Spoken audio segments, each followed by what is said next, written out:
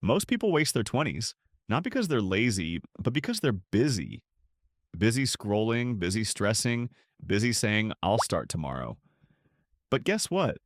Tomorrow shows up wearing sweatpants, eating instant noodles, and suddenly it's your 30s knocking at the door like, hey buddy, remember those dreams? Here's the thing, your 20s are a weird, messy mixtape of who am I? What am I doing? And why is my fridge only filled with ketchup packets? And most of us waste this decade in three dangerous ways. Reason 1. The Netflix trap. We confuse relaxing with living. Sure, binge watching 10 seasons of a show feels like an achievement, but your resume won't say survived 86 episodes in one weekend. Replace endless consumption with creation. Write, draw, build, code, sing, even badly. Future you will thank you. Reason 2. The waiting room. We think life really starts after we get the job, the car, the partner, the glow up. But here's the truth. Life isn't a waiting room.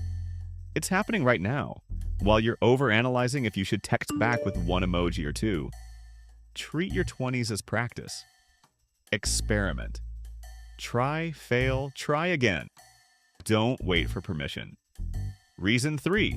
The wrong crowd.